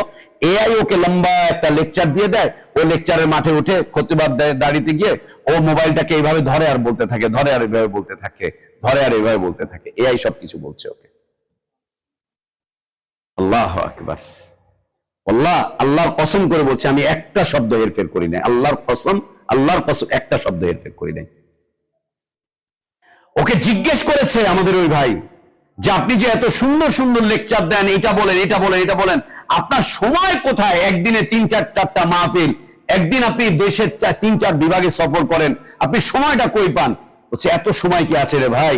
তাহলে কি বলছে? এই যে দেখেন না প্রযুক্তি আসছে, এই যে দেখেন না প্রযুক্তি নির্ভর হয়ে গিয়েছে, প্রযুক্তির সাহায্য নিচ্ছি। আমি AI কে বলে দেই, AI আমাকে একটা লেকচার দিয়ে দেয় 5 পৃষ্ঠা 6 পৃষ্ঠার, ইতিহাস দিয়ে দেয় আহলে হাদিসদের ইতিহাস দিয়ে দেয় ইংরেজের সময় মুসলিমদের ইতিহাস, দিয়ে দেয় ইসলামে এশিয়ায় ইসলাম প্রবেশের ইতিহাস দিয়ে দেয় মুহাদ্দিসিনদের জীবনের ইতিহাস দিয়ে দেয় মাযহাবিদের ইতিহাস, সবকিছু দিয়ে দিচ্ছে AI। ও ওটা দেখে দেখে বাস লেকচার দিয়ে চলে আসতেছে, বাস প্রখ্যাত আলেম। এটা কি এই যুগের ফিতনা? এটাও গত 100 বছর আগেও ছিল না, গত 100 বছর আগেও ছিল না, গত 50 বছর আগেও ছিল না, গত শতাব্দীতেও এটা ছিল না। আলবানী রাহিমাহুল্লাহ সময় ছিল না, ইবনে বাজ রাহিমাহুল্লাহ সময় ছিল না, ইবনে উসাইমিন রাহিমাহুল্লাহর সময় ছিল না। এই জন্য এখনো আপনারা যদি মদিনাতে যান, মক্কাতে যান, মসজিদুল হারামে, দেখবেন মুহাদ্দিসিনগণ হাদিসের কিতাবটাকে এইভাবে করে নিয়ে আসতেছেন, মোবাইল না কিন্তু, আজীব সিনারি। হাদিসের কিতাবটাকে দেখবেন এইভাবে করে বুকে জড়িয়ে এইভাবে করে নিয়ে আসতেছে, আকীদার কিতাবটাকে বুকে জড়িয়ে এইভাবে করে নিয়ে আসতেছে, বড় হয়ে গিয়েছেন, এইভাবে করে নিয়ে আসতেছে। অথবা তার ছাত্র এটাকে নিয়ে আসতেছে, ছাত্র দেখতেছে ওস্তাদ মসজিদে আসতেছে, ছাত্র ওস্তাদের থেকে কিতাবটা নিয়ে ছাত্র পিছনে পিছনে আসতেছে, উনি এসে টেবিলে বসে হাদিসের কিতাবটাকে খুলতেছেন, তাফসীরের কিতাবটাকে খুলতেছেন, খুলে এইভাবে করে দেখে দেখে পড়াচ্ছেন। ছাত্ররা বসে আছে, ওরা ইবারত পড়তেছে, উনি ব্যাখ্যা করতেছেন। আর আমরা কি দেখতেছি? আমাদের উস্তাদদের হাতে কোনোটা, কারো হাতেই নাই কিতাবাদি। উনি মোবাইল নিয়ে আসতেছেন, এসে মোবাইল টিপতেছেন, মোবাইলটা এরকম এরকম করতেছেন, করে এখানে রাখতেছেন, এরপর লেকচার দিচ্ছেন, মোবাইল দেখতেছেন। মোবাইলে তো আমি হাদিসই দেখতেছি না, মোবাইলে AI দেখতেছে, প্রযুক্তি দেখতেছে। ইন্না লিল্লাহি ওয়া ইন্না ইলাইহি রাজিউন, ইন্না লিল্লাহি ওয়া ইন্না ইলাইহি রাজিউন, ইন্না লিল্লাহি ওয়া ইন্না ইলাইহি রাজিউন। সুবহানাল্লাহ। এই যুগের ফিতনা, এই শতাব্দীর ফিতনা, কঠিন থেকে কঠিন ফিতনা, কঠিন থেকে কঠিন ফিতনা। সুবহানাল্লাহ। আল্লাহ আমাদেরকে হেফাজত করেন। আল কাউলু আলাল্লাহ বিগাইরি ইলম, এই শতাব্দীর নতুন ফিতনা কি বলি? আল কাউলু আলাল্লাহ বিগাইরি ইলম, আল কাউলু আলাল্লাহ বিগাইরি ইলম, আল কাউলু আলাল্লাহ বিগাইরি ইলম।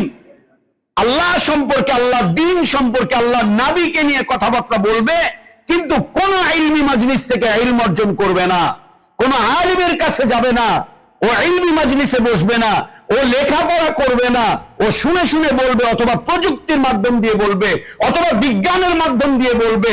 ওর কোনো ওস্তাদ নেই, ওর ওস্তাদ হচ্ছে গুগল, ওর ওস্তাদ হচ্ছে অমুক, ওর ওস্তাদ হচ্ছে ফেসবুক, ওর ওস্তাদ হচ্ছে এইটা, ওর ওস্তাদ হচ্ছে ওইটা। ও কোনো ওস্তাদ নেই, কোনো টিচার নেই, ওর কেউ নেই, কেউ নেই, কেউ নেই ওর কাছে। এটাই যুগের ফিতনা, যা আমাদেরকে দিনের উপরে থাকতে দিচ্ছে না। এই জন্য দেখেন, এটাকে যখন উস্তাদ বানিয়েছে, ঝগড়া বিবাদ কত কিছু চলছে, কত কিছু চলছে, কত কিছু। লা হাওলা ওয়ালা কুওয়াতা ইল্লা বিল্লাহ। নাসাল্লাল্লাহ আল আফিয়াত ওয়াস সালাম। দ্বিতীয় ফিতনা তাওয়ীলুন নুসুস। তাওয়ীলুন নুসুস, তাওয়ীল মানে হচ্ছে অপব্যাখ্যা। তাওয়ীল মানে হচ্ছে অপব্যাখ্যা। আর নুসুস মানে হচ্ছে, নাস এর বহুবচন হচ্ছে নুসুস। নাস শব্দের বহুবচন নুসুস। নাস মানে হচ্ছে দলিল। নাস শব্দের অর্থ হচ্ছে দলিল। তাওয়ীলুন নুসুস, দলিলের অপব্যাখ্যা। দলিলের অপব্যাখ্যা কি? যেই দলিল যেই ক্ষেত্রে না, ওই ক্ষেত্রে ওই দলিল ব্যবহার করা। যেই দলিলটা না, সেই দলিলটা নিয়ে চলে আসা। দলিলের অপব্যাখ্যা করা, যেই সময়ের সাথে সেই সময়ের সাথে না দেওয়া, যেই স্থানের সাথে ওই স্থানের সাথে না দেওয়া, শব্দের পরিবর্তন করে ফেলা, অর্থের পরিবর্তন করে ফেলা, ব্যাখ্যার পরিবর্তন করে ফেলা। তাওয়ীলুন নুসুস, নুসুসের পরিবর্তন, নুসুসের অপব্যাখ্যা। নুসুসের অপব্যাখ্যা, খুব অপব্যাখ্যা। দলিলের অপব্যাখ্যা, দলিলের অপব্যাখ্যা, দলিলের অপব্যাখ্যা। দলিলের অপব্যাখ্যা কি? আল্লাহ তাবারক ওয়া তাআলা দিন কায়েম করতে বলেছেন। দিন কায়েম মানে হচ্ছে ভোট দাও। দিন কায়েম মানে হচ্ছে রাজনীতি করো। দিন কায়েম মানেই হচ্ছে সংগ্রাম করো। দিন কায়েম মানেই হচ্ছে আন্দোলন করো। দিন কায়েম মানেই হচ্ছে সংগঠন করো। দিন কায়েম মানেই হচ্ছে অমুক দলের মাধ্যম দিয়ে করো। দিন কায়েম মানেই হচ্ছে ভোট করো। দিন কায়েম কি করেছে? এটা তাওয়ীলুন নুসুস, দলিলের অপব্যাখ্যা, দলিলগুলোর অপব্যাখ্যা। অপব্যাখ্যা, মানুষকে আল্লাহর দ্বীনের দিকে ডাকতে হবে। ওয়াজ মাহফিল করো, বাৎসরিক ওয়াজ মাহফিল, বাৎসরিক তাফসীরুল কোরআন মাহফিল, 3 দিন ব্যাপী মাহফিল। আল্লাহর জিকির করতে হবে, তো হালকায় জিকির করো, হালকায় জিকির করো। তাওয়ীলুন নুসুস। আল্লাহর রাস্তায় জিহাদ করতে হবে, তো একটা দল সংগঠন গড়ে তুলে বোমাবাজি করো, বোমাবাজি করো। তাওয়ীলুন নুসুস। নুসুস গুলোর পরিবর্তন, দলিলগুলোর পরিবর্তন, দলিলগুলোর পরিবর্ধন। যেই দলিল যে ক্ষেত্রে না, সেক্ষেত্রে সেই দলিলকে নিয়ে চলে আসা। উম্মতকে গুমরাহ করে দিচ্ছে এই অপব্যাখ্যায়, এই অপব্যাখ্যায়। দিন কায়েমের আন্দোলন কি শুধুমাত্র পুরুষরাই করবে নাকি নারীদেরকেও করতে হবে? ওদেরকেও ভোট দিতে হবে, ওদেরকেও ভোট চাইতে হবে। আরে হিজাব মানে কি এভাবে করে মাথা থেকে পা পর্যন্ত ঢেকে ফেলা নাকি? সব জায়গায় কি হিজাব লাগে নাকি? সকল অবস্থায় কি হিজাব লাগে নাকি?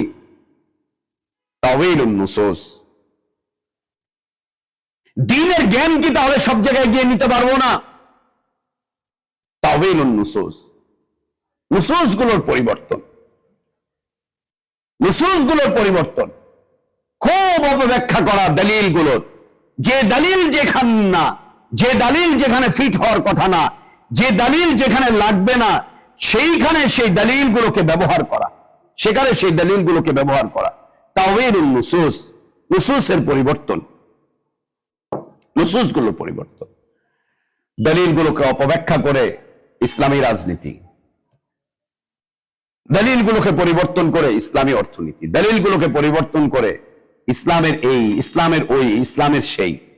দলিলের পরিবর্তন, দলিলগুলোকে পরিবর্তন করে নবীওয়ালা কাজের একটা গ্রুপ, দলিলগুলোকে পরিবর্তন করে ইসলামী আন্দোলনের গ্রুপ, দলিলগুলোকে পরিবর্তন করে মাযহাব হয়ে যাওয়া, দলিলগুলোকে পরিবর্তন করে সুফিবাদী, সুফি মতবাদে প্রবেশ করা। দলিলের পরিবর্তন। পুরাতন দলিলকে পুরাতন জায়গায় না রেখে পুরাতন দলিলগুলোকে নতুন জায়গায়, নতুন নতুন জায়গায় নিয়ে চলে আসা, নতুন নতুন অপব্যাখ্যা করতে থাকা, নতুন নতুন। এর মাধ্যম দিয়ে এই উম্মত আরেক ফিতনার মধ্যে পড়ে যাচ্ছে।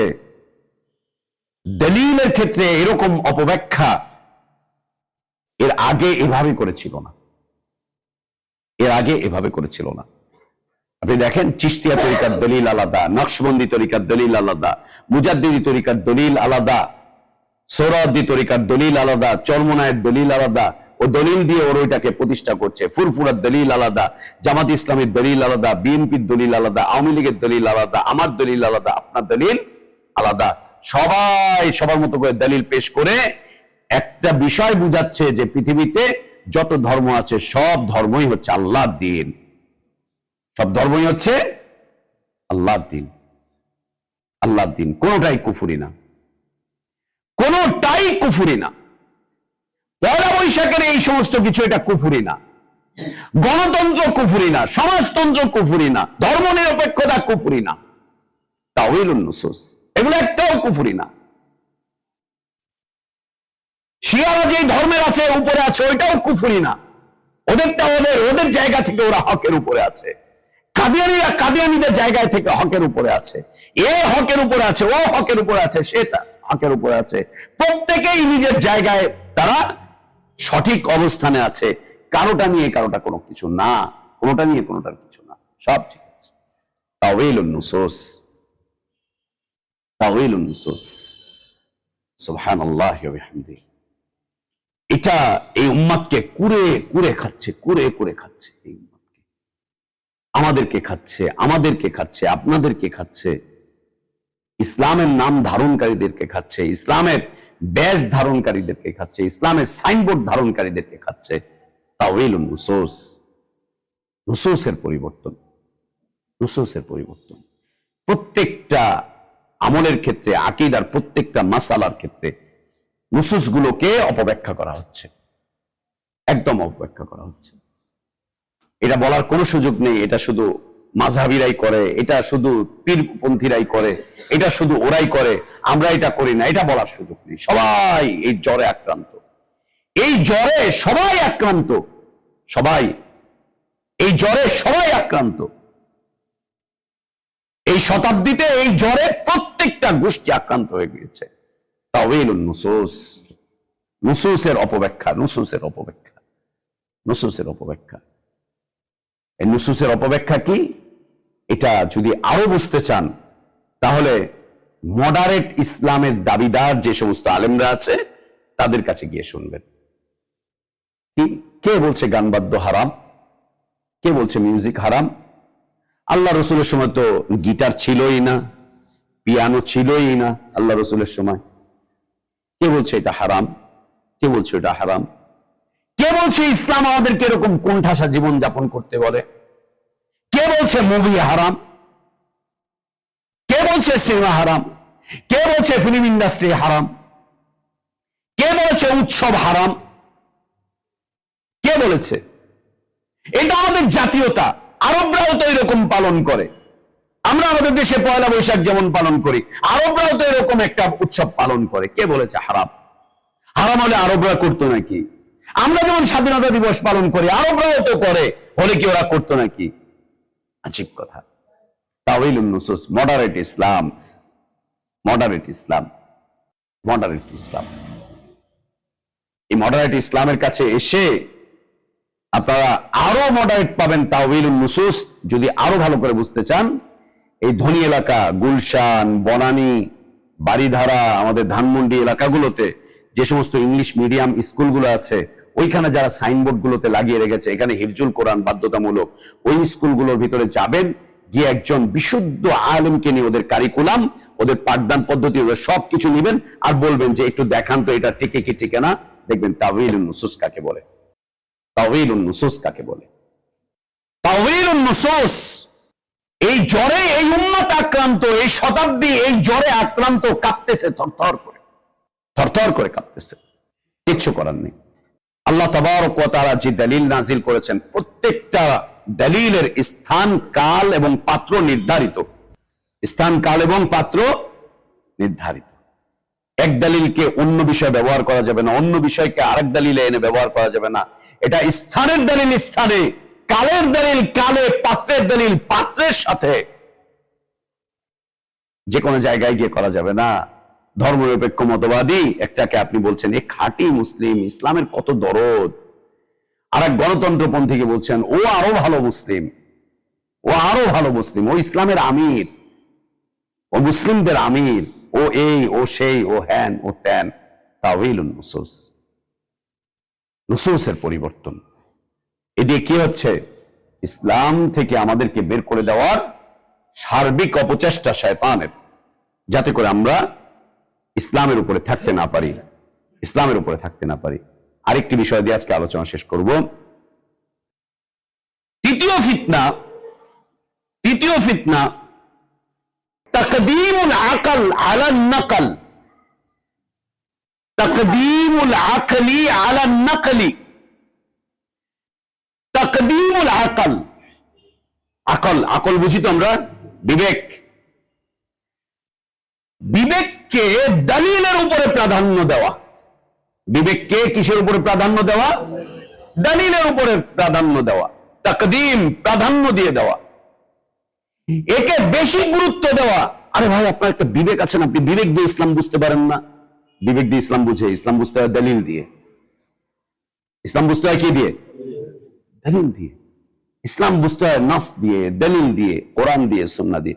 আপনার বিবেক নেই, আপনার বিবেক যেটা বলবে ওটাই, আপনার বিবেক যেটা বলবে। তাকদীমুল আকল আলা নাকলি, তাকদীমুল আকল আলা নাকলি, বিবেককে দলিলের উপরে প্রাধান্য দিয়ে দেওয়া, বিবেককে দলিলের উপরে প্রাধান্য দেওয়া। বাংলাদেশে একটা দাওয়াত এখন প্রবল ভাবে চলছে, সেটা হচ্ছে আহলে কোরআনদের দাওয়াত। এই আহলে কোরআনদের দাওয়াত হচ্ছে এই বিষয়ের উপরে প্রতিষ্ঠিত, এটার উপরে বিবেক এবং যুক্তি দিয়ে কোরআন বোঝা, বিবেক এবং যুক্তি দিয়ে, বিবেক এবং যুক্তি দিয়ে, বিবেকের আলোকে কোরআন, বিবেকের আলোকে হাদিস, যুক্তির আলোকে হাদিস, যুক্তি দিয়ে, বিবেক দিয়ে আল্লাহ রাসূল সাল্লাল্লাহু আলাইহি ওয়াসাল্লামের হাদিসকে অস্বীকার করছে, সুন্নাহকে অস্বীকার করে দিচ্ছে, একদম সরাসরি অস্বীকার করে দিচ্ছে, সরাসরি। বিবেক দিয়ে কোরআন বুঝছে, কোরআন বুঝে রাসূল সাল্লাল্লাহু আলাইহি ওয়াসাল্লামের দাওয়াতকে অস্বীকার, তার তাবলীগকে অস্বীকার, তার সুন্নাহকে অস্বীকার, তার হাদিসকে অস্বীকার, হাদিসকে অস্বীকার।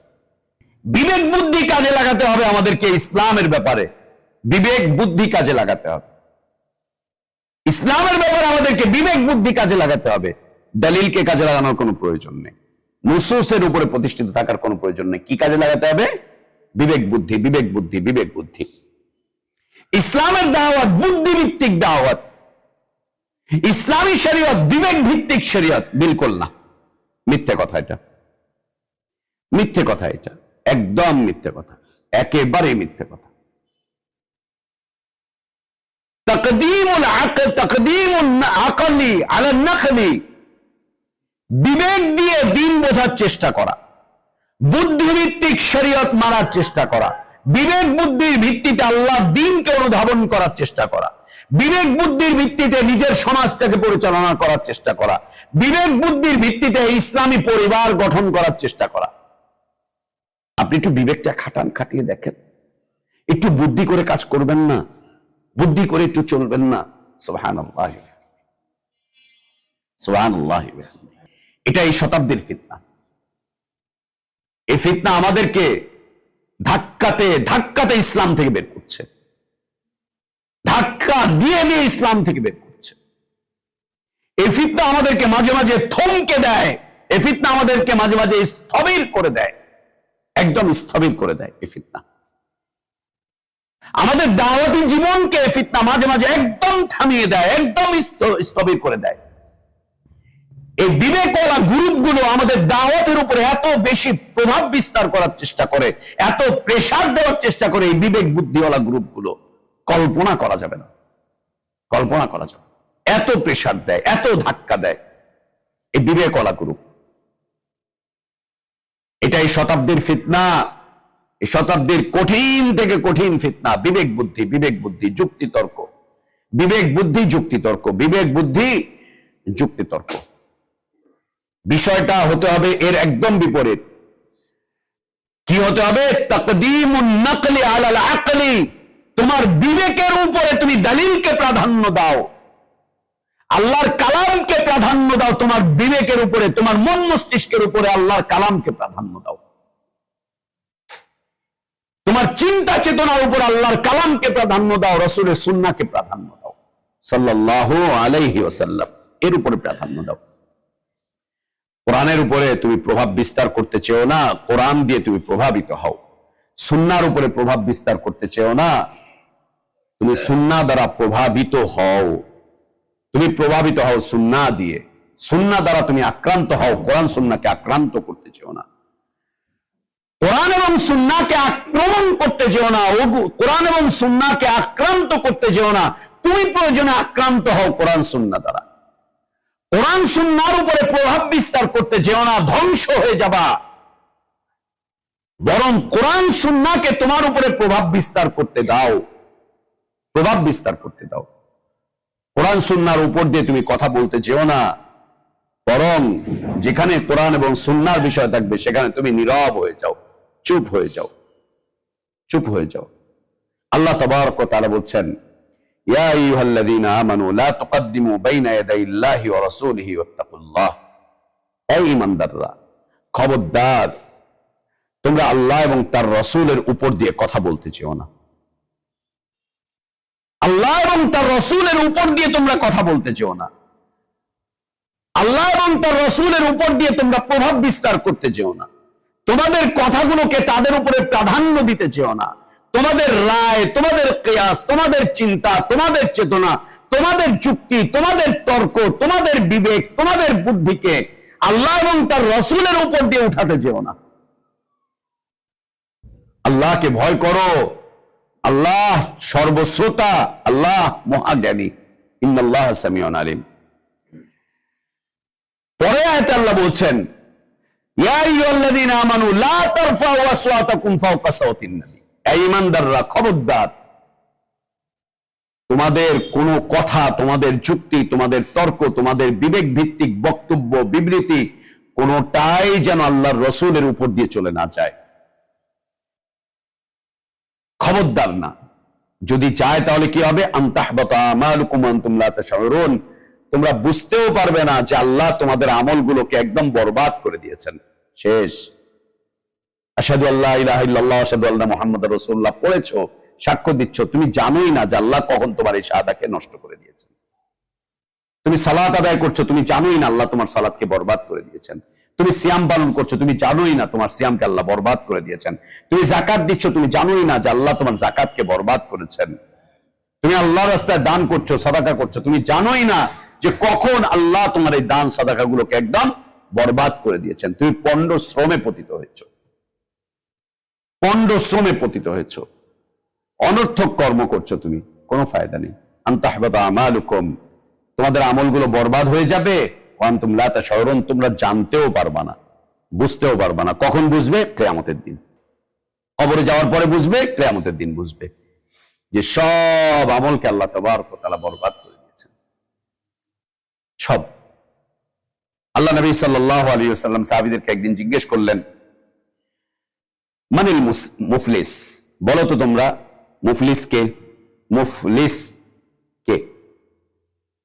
সাহাবীরা বললেন, মান লাইসা লাহু দিনারুন ওয়ালা দিরহামান। আল্লাহর রাসূল, যাদের কাছে দিনার নাই, দিরহাম নাই, মানে যাদের কাছে এখন ডলার নাই, ইউরো নাই, পাউন্ড নাই, যাদের কাছে দিনার নাই, দিরহাম নাই, টাকা নাই, পয়সা নাই, এরাই তো হচ্ছে দরিদ্র। মুফলিস মানে দরিদ্র, এরাই তো হচ্ছে দরিদ্র। আল্লাহ নবী সাল্লাল্লাহু আলাইহি ওয়াসাল্লাম বললেন, না, যাদের কাছে টাকা নাই, পয়সা নাই, এরা প্রকৃতপক্ষে দরিদ্র না। বিলাল রাদিয়াল্লাহু আনহুর কাছে টাকা পয়সা ছিল না, দরিদ্র ছিলেন নাকি? কেন? ঈমান ছিল, আমল ছিল, নবী সাল্লাল্লাহু আলাইহি ওয়াসাল্লামের মতো আদর্শ ছিল তাদের কাছে। দুনিয়ার দৃষ্টিতে এরা দরিদ্র ছিল, আল্লাহর দৃষ্টিতে তারা কত ধনী ছিল। নবী সাল্লাল্লাহু আলাইহি ওয়াসাল্লাম বলছেন, আমি স্বপ্নে জান্নাতে হাঁটতেছি, দেখে আমার আগে আগে কার যেন জুতার পায়ে হেঁটে যাওয়ার আওয়াজ। যে আমি জিজ্ঞেস করলাম, জিবরিল এটা কার আওয়াজ? বলছে এটা বেলালের আওয়াজ। বলছে আমার আগে দিয়ে বেলাল হেঁটে চলে যাচ্ছে জান্নাতে। আল্লাহু আকবার। মুফলিস ছিলেন না। নবী সাল্লাল্লাহু আলাইহি ওয়াসাল্লাম সাহাবীদেরকে বললেন যে না, তোমাদের এই জবাবটা ভুল। যার কাছে টাকা নাই, পয়সা নাই, সে হত দরিদ্র না। তাহলে কারা ইয়া রাসূলুল্লাহ? আল্লাহ নবী সাল্লাল্লাহু আলাইহি ওয়াসাল্লাম বললেন, কিয়ামতের দিন এক শ্রেণী মানুষ উঠবে যারা মনে করবে তাদের কাছে অনেক নেকি আছে, অনেক আমল আছে, অনেক সওয়াব আছে, অনেক সওয়াব আছে তাদের কাছে, অনেক সওয়াব, অনেক নেকি। আল্লাহ যখন হিসাব করা শুরু করবেন, ওদের সব আমল বরবাদ হয়ে যাবে, একেবারে খালি হাতে ওইখানে পড়ে থাকবে, কিচ্ছু নাই, বাঁচার আর কোনো রাস্তা থাকবে না, নাজাতের কোনো রাস্তা থাকবে না, জান্নাতে যাওয়ার কোনো রাস্তা থাকবে না, বাঁচার কোনো রাস্তা থাকবে না, নাজাতের কোনো রাস্তা থাকবে না, জান্নাতে যাওয়ার আর কোনো রাস্তা থাকবে না। এরা হচ্ছে হতদরিদ্র। এরা কারা? এই যে এরা আমল করেছে, কিন্তু আমল যে কখন বরবাদ হয়েছে। দাওয়াত দিয়েছি, কখন যে আল্লাহ দাওয়াতকে বরবাদ করে দিয়েছেন। নিয়মিত দার্স তাদরিস করাচ্ছি, কখন যে আল্লাহ বরবাদ করে দিচ্ছেন কেউ জানে না, আমরা কেউ জানি না। সালাত আদায় করছি, আল্লাহ যে কখন বরবাদ করে দিচ্ছেন জানি না। দান করছি, সাদাকা করছি, আল্লাহ যে কখন বরবাদ করে দিচ্ছেন আমরা কেউ জানি না। কখন বরবাদ হবে? এই যে এই আমল, এই আমল যদি আমরা আমাদের বক্তব্য, আমাদের বিবৃতি, আমাদের তর্ক, আমাদের যুক্তি, আমাদের বিবেক, আমাদের বুদ্ধিকে কোরআন এবং সুন্নাহর উপরে প্রাধান্য দেই, তাহলে কি আমরা এটাকে এইভাবে করে করব না? তাহলে কি আমরা প্রযুক্তিকে নিব না? তাহলে কি আমরা বিজ্ঞানকে নিব না? আপনি কি তাহলে বলছেন আমরা হাত পা গুটিয়ে দিয়ে বসে থাকব? আমরা ভিক্ষার থালা নিয়ে আমাদের পোলাপানদেরকে রাস্তায় বসিয়ে দিব? ইন্না লিল্লাহি ওয়া ইন্না ইলাইহি রাজিউন। আল্লাহ নবী সাল্লাল্লাহু আলাইহি ওয়াসাল্লাম সাহাবীদেরকে ভিক্ষার থালা দিয়ে রাস্তায় বসিয়ে দিয়েছিলেন। এই বিশ্বাস কেন হবে যে আমি কোরআন এবং সুন্নাহ শিখলে, আমার বাচ্চা কাচ্চারা কোরআন সুন্নাহ শিখলে ওদের হাতে ভিক্ষার থালা আসবে? আর দ্বিতীয় কথা আমরা বলতে চাই, যদি ভিক্ষার থালা ওঠেও, যে বিজ্ঞান তোমাকে কাফের বানাবে, ওই বিজ্ঞান দিয়ে ধনী হওয়ার চাইতে যে ইসলাম তোমাকে থালা দিয়ে রাস্তায় বসাবে, ইসলাম অনেক বেশি মূল্যবান। যে বিজ্ঞান তোমাকে কাফের বানাবে, মুশরিক বানাবে, নাস্তিক বানাবে, মুরতাদ বানাবে, যে প্রযুক্তি তোমাকে মুশরিক বানাবে, কুফরির দিকে নিয়ে যাবে, ওইখানে গিয়ে ধনাঢ্যতার জীবনের চাইতে ইসলাম মেনে যাকাত খাওয়া, মুমিন ভাইদের সাদাকা খাওয়া অনেক অনেক অনেক বেশি মূল্যবান আল্লাহর কাছে, অনেক দামি আল্লাহর কাছে, অনেক দামি আল্লাহর কাছে। দুনিয়ার দৃষ্টিতে একজন মুমিন দরিদ্র হতে পারে, আল্লাহর দৃষ্টিতে কোনো মুমিন দরিদ্র না, বিলকুল না, বিলকুল না। সুবহানাল্লাহ ওয়া বিহামদিহি। এই তৃতীয় ফিতনা, এটি তৃতীয় ফিতনা, তাকদীমুল আকলি আলান নাকলি। বিষয়টা কি দাঁড়াবে? তাকদীমুন নাকলি আলাল আকলি, আলাল আকলি। দলিলকে আকলের উপরে প্রাধান্য দাও, দলিলকে আকলের উপরে প্রাধান্য দাও। তোমার আকলকে সাফ করো দলিল দিয়ে, তোমার আকলকে পবিত্র করো দলিল দিয়ে, তোমার আকলকে পরিচালনা করো দলিল দিয়ে। তোমার আকল যেন দলিল দিয়ে পরিচালিত হয়।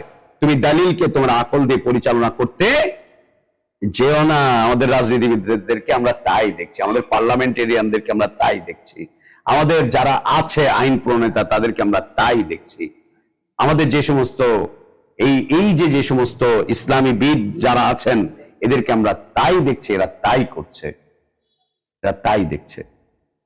সূরা হুজুরাতের এই দুটি আয়াত, প্রথম দুটি আয়াত, আল্লাহু আকবার, আল্লাহ তাবারক ওয়া তাআলা বলছেন কখন যে আমল বরবাদ হয়ে যাবে তুমি টেরই পাবে না, তুমি টেরই পাবে না। সম্মানিত উপস্থিতি, বাকি বিষয়বস্তু এবং চিকিৎসা আমরা পরবর্তী দার্সে আলোচনা করব ইনশাআল্লাহ। তাহলে আজকে আমরা বর্তমান শতাব্দীর এই বিজ্ঞান এবং প্রযুক্তির এই যুগের দুনিয়া যখন অনেক উপর দিয়ে যাওয়ার চেষ্টা করছে, যখন পৃথিবীর মানুষ চেষ্টা করছে দুনিয়াকে হাতের মুঠায় নিতে, এগুলো সব কুফরি কথা, যখন এগুলো চেষ্টা করছে, এই যুগের বড় বড় তিনটা ফিতনা।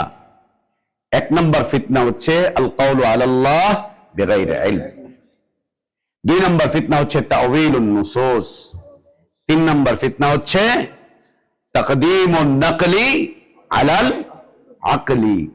এই ফিতনাগুলো থেকে আমরা বেঁচে থাকার চেষ্টা করি খুব বেশি ইলম অর্জন করতে। প্রতিদিন অন্তত পক্ষে কিছুটা সময় হলেও আপনি এখান থেকে আরেক জায়গায় চলে যান, একজন আলেমের কাছে গিয়ে বসেন, গিয়ে কোরআন শিখেন, সুন্নাহ শিখেন, দ্বীন শিখেন, আকীদা শিখেন, ইসলাম শিখেন, আল্লাহ তাওহীদ শিখেন, কিছুটা হলেও শিখেন, এবং সামনের প্রজন্মটাকে ইসলামের মুখামুখি করে দিয়ে আমরা যেন দুনিয়া থেকে বিদায় নিতে পারি, আমাদের প্রজন্মকে যেন আমরা ইসলামের মুখোমুখি করে দিয়ে যেতে পারি, ওদেরকে যাতে ইসলামটুকু দেখিয়ে দিতে পারি, ওদেরকে যেন ইসলামটুকু চিনিয়ে যেতে পারি যে দেখো এটা হচ্ছে ইসলাম, তুমি এখান থেকে ইসলাম নাও, এর বাইরে যাওয়ার চেষ্টা করো না, এবং এগুলো হচ্ছে ফিতনা, এর বাইরে যাওয়ার চেষ্টা করো না, এর বাইরে যদি যাও তো তুমি আল্লাহর দ্বীন থেকে বের হয়ে যাবে, ইসলাম থেকে বের হয়ে যাবে। আমরা একটু চেষ্টা অব্যাহত রাখি। আল্লাহ আমাদেরকে তৌফিক দান করেন, আল্লাহ আমাদের ইলমে বারাকাত দান করেন, হায়াতে বারাকাত দান করেন, আল্লাহ আমাদের রিজকে বারাকাত দান করেন, অসুস্থদেরকে সুস্থ করে দেন, অসুস্থদেরকে আল্লাহ সুস্থ করে দেন, আল্লাহ অসুস্থদেরকে সুস্থ করে দেন, আমাদের রিজকে আল্লাহ বারাকাত দান করেন, আমাদের মাল সম্পদকে আল্লাহ পবিত্র করেন, আমাদের আল আওলাদদেরকে আল্লাহ দ্বীনের পথে পরিচালিত করেন, আল্লাহ আমাদের পরিবারের সদস্যদেরকে আল্লাহ দ্বীনের দিকে ফিরে আসার তৌফিক দান করেন, আল্লাহ আমাদেরকে ঈমান আর ইসলামের প্রকৃত সৌন্দর্যের উপরে বাঁচিয়ে রাখেন, ঈমান আর ইসলামের পূর্ণতার উপরেই আল্লাহ আমাদেরকে মৃত্যু দান করেন। আল্লাহুম্মা আমিন ওয়া আখির দাওয়ানা আনিল হামদুলিল্লাহি রাব্বিল আলামিন। সাল্লাল্লাহু ওয়া সাল্লামা ওয়া বারাকা আলা নবিয়িনা মুহাম্মদ ওয়া আলা আলিহি ওয়া আসহাবিহি আজমাইন। সুবহানাকাল্লাহুম্মা ওয়া বিহামদিকা আশহাদু আল্লা ইলাহা ইল্লা আনতা আস্তাগফিরুকা ওয়া আতুবু ইলাইক।